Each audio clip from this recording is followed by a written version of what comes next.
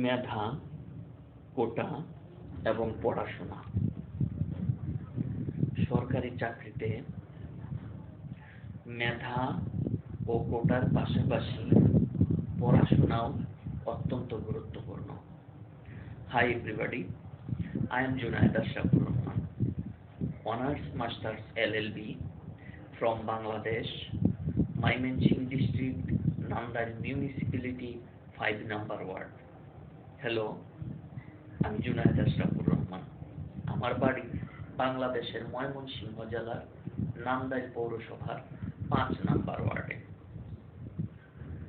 সরকারি চাকরিতে মেধারও দরকার আছে, কোটারও দরকার আছে।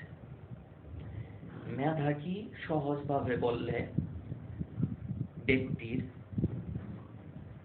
জ্ঞান, বিচার বুদ্ধি এগুলোই হচ্ছে মেধা। আর কোটা হচ্ছে দেশের জন্য, সমাজের জন্য যিনিরা সুনাম বইয়ে আনেন, কল্যাণকর কাজ করেন, তিনিদের জন্য আলাদা কোটার ব্যবস্থা রাখা হয়। এখন বিষয়টা হচ্ছে এক এক দেশের সরকার এক এক রকম কোটার ব্যবস্থা চালু রেখেছেন। সেটা নিজেদের পছন্দ মতো, নিজেদের বিচার বিবেচনা অনুযায়ী তিনিরা কোটা চালু করে রেখেছেন এবং সে অনুপাতে সরকারি চাকরিতে লোকজন নেওয়া হয়। আর পড়াশোনা তো লাগবেই। পড়াশোনা ছাড়া সরকারি চাকরিতে কি কেউ চান্স পায়? কোটা হোক, মেধা হোক, যে কোনোটার বিবেচনাই হোক, পড়াশোনা কিন্তু করতে হবে। কোটার পক্ষে থাকুক অথবা কোটার বিপক্ষে থাকুক, প্রত্যেক মানুষকেই কিন্তু সরকারি চাকরির পরীক্ষাতে উত্তীর্ণ হয়েই সরকারি চাকরিটা পেতে হবে, তাই না? এখন আপনি কোটার পক্ষে থাকুন অথবা কোটার বিপক্ষে থাকুন, সেটা আপনার স্বাধীনতা, আপনার ব্যক্তি স্বাধীনতা অনুযায়ী যে কোনো অবস্থান আপনি নিতে পারেন, আমি সে ব্যাপারে কিছু বলতেছি না। কিন্তু আমি যেটা বলবো, আপনি পড়াশোনাটা কিন্তু ধরে রাখবেন। কোটার পক্ষে অথবা কোটার বিপক্ষে আন্দোলন করে আপনার পড়াশোনাটা নষ্ট করবেন না। আপনি কোটার পক্ষে আছেন, কোটার পক্ষে আন্দোলন করতে করতে নিজের পড়াশোনাটা আপনি নষ্ট করে ফেললেন।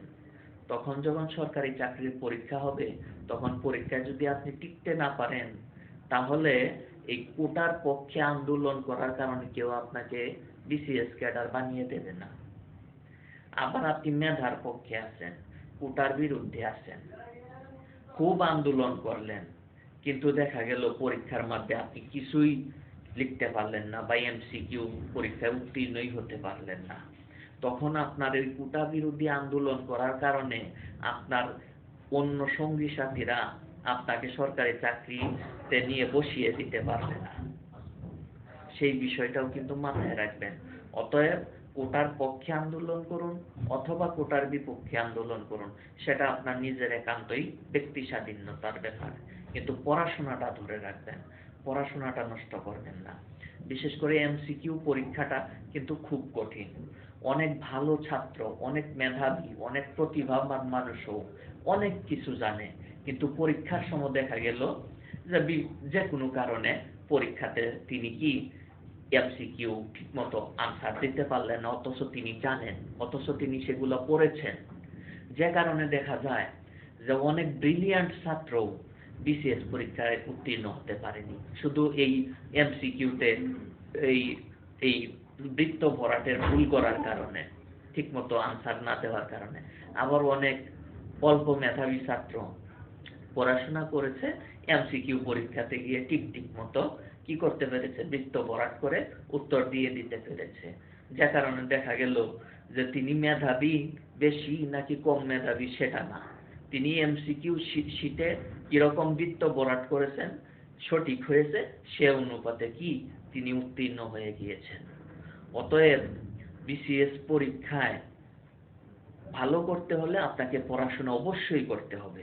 আপনি মেধার পক্ষে আন্দোলন করেছেন নাকি কোটার বিরুদ্ধে আন্দোলন করেছেন নাকি কোটার পক্ষে আন্দোলন করেছেন, এটা কখনোই বিসিএস পরীক্ষায় বিবেচিত হবে না। বিসিএস পরীক্ষায় বিবেচিত হবে আপনি এমসিকিউ প্রথমে পরীক্ষায় উত্তীর্ণ হতে পেরেছিলেন কিনা। আগে তো পরীক্ষায় উত্তীর্ণ তো হতে হবে, এরপরে মেধা এবং কোটার বিবেচনা। মেধা এবং কোটার বিবেচনাটা আসে কখন? যখন মানুষ এমসিকিউ লিখিত প্রবৃত্তি পরীক্ষায় উত্তীর্ণ হয়ে একটা পর্যায়ে গিয়ে টিকতে পারেন, তখনই মেধা এবং কোটার প্রশ্নটা আসে। এখন আপনি মেধার আন্দোলন করে, কোটার আন্দোলন করে, পক্ষে বিপক্ষে আন্দোলন করে যদি আপনার পড়াশোনাটাই আপনি নষ্ট করে দেন, তাহলে তো আপনি শুরুতেই পরীক্ষাতে বাদ হয়ে গেলেন। অতএব আপনি কোটার পক্ষে আন্দোলন করুন অথবা বিপক্ষে আন্দোলন করুন, সেটা আপনার একান্ত ব্যাপার, কিন্তু পড়াশোনাটা ধরে রাখবেন, পড়াশোনাটা ভালো রাখবেন।